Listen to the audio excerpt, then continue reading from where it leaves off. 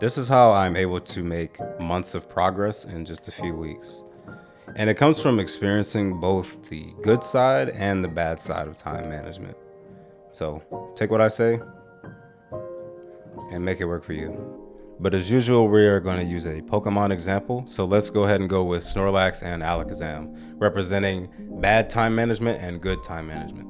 Let's assume there's a 2-hour work block in which they are both learning piano and Spanish, and they're trying to reach the next milestone. The Snorlax is what we would call the task switcher or the overplanner.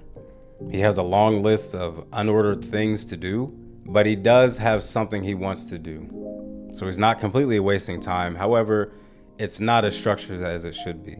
Anyways, he starts his piano practice, but as his mind drifts while playing or practicing the next thing, he tends to pick up his phone and scroll social media, or maybe open up a tab on YouTube really quick and see what's going on over there, and then kind of loosely gets back to piano practice. He repeats this throughout his block of time for piano and eventually does not get that much done. So we'll call it 2% of the progress towards that milestone.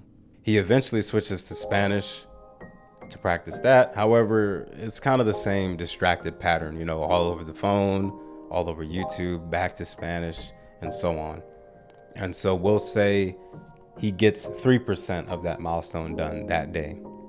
Now, this isn't all bad, right? Because he did something. It's better than 0%. So that is the good news. He did show up.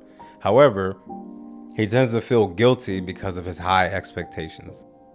And I know this is silly, but I like using these examples because this is how I think. And if this sounds relatable, then great, because this used to be me also. On the other hand, we have Alakazam, who is a lot more focused. Now, the difference here is that Alakazam also wants to scroll Instagram and TikTok. However, he understands that this comes after the hard work is done. As far as his goals, he has a short, prioritized list with a rough order, and he understands that there's no perfect learning order. It only comes down to consistent execution. He also keeps this principle in mind, which is something I really want you to pay attention to. Try to see focus as a block of time, not a perfect mental streak of concentration. So what does this mean? It means if your mind drifts off, kind of like Snorlax, instead of picking up the phone and scrolling Instagram and all that and just abandoning what you do, allow your mind to drift and then bring it right back to what you're supposed to be doing, which is piano practice or whatever you have slotted for that time. Also, it's important to note you cannot guilt trip yourself when you start to wander off. This is just the way of life, especially if you have ADHD. The goal is just to redirect back to the task that you're doing and not redirect towards things like social media and, YouTube and all these other things. So he practices piano for an hour and completes his core list, and he's also able to add a few extras onto that list. And his progress for the day in piano is 5% of that milestone. He takes a break, does whatever an Alakazam does, max potion, I don't know, just resets. Then he gets to Spanish practice with that same mindset and eventually gets 6% of that milestone progress done. So Alakazam has a total of 11% milestone progress in both versus Snorlax's combined 5%. However, Alakazam ends the session with more done in the same amount of time, no guilt when getting on to the leisure activity afterwards, and a higher self-esteem. And that's really something to pay attention to. Your self-esteem will go up every time you're able to push those things that you don't need towards the later end or after your window. Now, to continue this on, let's assume both have the same 2-hour window every day, and this is how they would progress over time. Snorlax would be in the distracted but trying category, where he still struggles with task switching and overplanning and distractions and so on. So his overall effort is low, but it's not zero. So I'll list the days out here on the screen. If you're not looking at the screen, you can just imagine a small increment. But at the end of day 6, he's got 6% total towards his piano milestone and 12% total towards his Spanish milestone. And he's still very far from completing his first milestone in either subject. Alakazam, who is focused and structured, has the same amount of time. However, he doesn't multitask, he doesn't indulge in the distractions, and he just brings it back to what he's supposed to be doing. And as you can see, his milestone percentage is compounding over time, and he's actually able to get 1/3 of the way through both milestones. Now that all sounds great, but where is this going? Assume this continues on for about 30 more days. By the end of day 30, Snorlax has barely reached 1/3 of the way in piano and is a little over halfway in Spanish, despite putting in the same amount of time per day. And this is really because of the lack of structure and kind of dipping into those tasks that he's not supposed to be doing. Alakazam, on the other hand, has completed milestone 1 in both subjects and is actually halfway through milestone 2, which is really already doubling the output of Snorlax within the same amount of time. So what's the takeaway from this silly example? Focus multiplies your time, and you actually have more guilt-free time to do leisure activities if you just concentrate on those things that you're supposed to do. And again, focus is block-based, not a single bout of concentration. If your mind drifts 800 times during your 1-hour session, it is what it is. Just keep bringing it back to what you're supposed to do. And this is something you really need to get down, especially if you have ADHD. Now let's talk about ordering your tasks for the day. I would say number 1 is you should make a list of everything you want to do in a day. And you may have to write down different days, like a day where you focus on work more, or a day where you focus on hobbies more, or a day where you actually go socialize more. Just try to write down some examples of different days, but don't be too rigid on this. Now take that list and order it in the order in which it's difficult to show up. So the hardest thing for you to do should be at the top of the list, and the easiest thing for you to do should be at the bottom. These steps are going to take a while, by the way. I'm just spitting this out, but these steps are going to take you maybe a day or two, and that's okay. I'm just laying out the plan for you. Now, base the difficult task around where you have the most energy and focus and clarity and so on, and roughly place those other tasks around that. So in my case, I'm a morning person and I don't have that much energy at night. I'm one of the early risers, early sleepers. That's just how I am naturally. So any task that's difficult for me to do, I have to do it early in the day or as early as possible.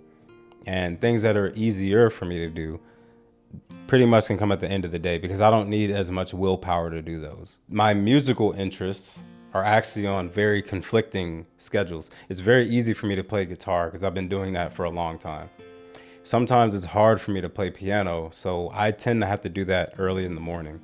Otherwise, I may skip it, I may get into something else, and then the day's over. However, you may be a night person, or you may be a midday person, where that's where you get the most energy. That's probably where you want to do the more difficult tasks. And of course, this is going to be different for everyone, so find out where you have the most energy and make that work for you. Overall, I will say this will take trial and error, so don't expect to figure it out today.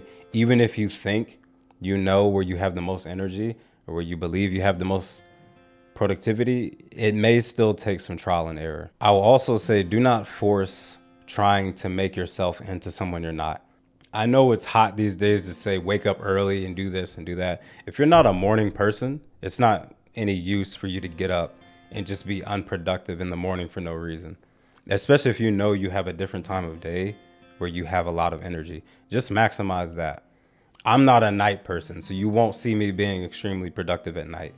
That's just not who I am. In the morning though, I have a lot of energy and I can just get it all done. So just because some guy on the internet or whatever says you got to get up at 4 o'clock and do that, whatever. If you get your energy at 10 p.m., just do the hard task at 10 p.m. Now, here are some overall concepts that are going to help you with managing your time and scheduling your day in general. I kind of mentioned this briefly, but do not make anything rigid, especially if you have ADHD. Personally, I like to just take my life one day at a time.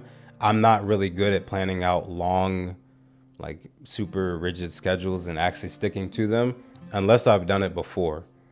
Otherwise, I'm just going to change it along the way and make excuses and so on, and just kind of abandon what I want to do. So I pretty much have to take a day or 2 day at a time approach. And like I mentioned, I like to schedule my tasks in blocks rather than doing everything exact. For me, it gives me a little bit of freedom and flexibility, and I don't have to be too rigid and feel like I'm stuck doing something that I'm just not gonna do. I know not having a rigid routine may bring up some insecurity. However, if you keep this next step in mind, it really won't be that big of a deal. And that is to delay the fun stuff until the end. You know, I'm not one of those productivity guys who tell you to delete social media and delete video games and all that. I use it all. I play video games. I use social media. However, as long as you keep that at the very end of your blocks, or like after you do what you're supposed to be doing, you're going to be productive no matter what. And overall, productivity is like removing the bad things, and the good things kind of take care of themselves. If you keep that in mind, you really just get a lot done. The next concept is, if you have to task switch, at least do it between productive activities. So what do I mean? The Snorlax example, right?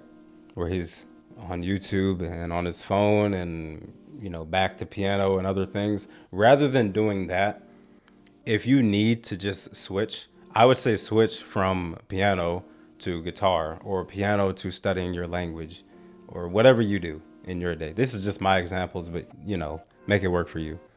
I would definitely say avoid dipping into those leisure activities when you task switch, but rather task switch with productive activities. Now, of course, overall, I would still recommend trying to stay focused on one thing. You're just going to get more progress that way. But again, if you absolutely have to task switch, or your brain is just not working at that time, try to switch to something else productive.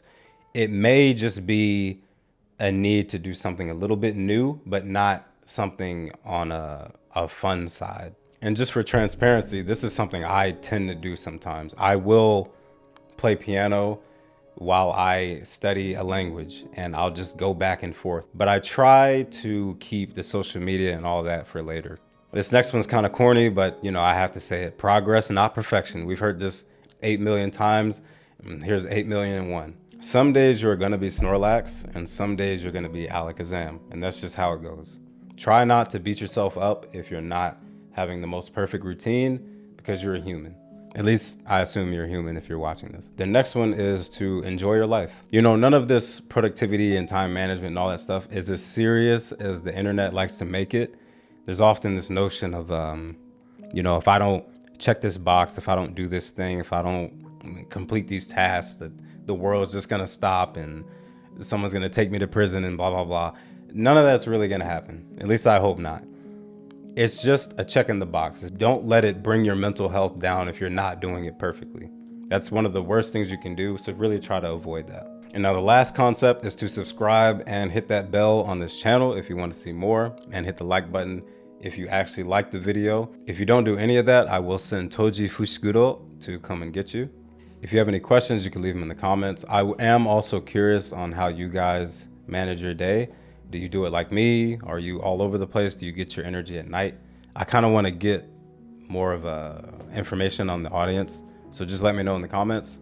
Otherwise, love you guys and see you in the next one. Peace.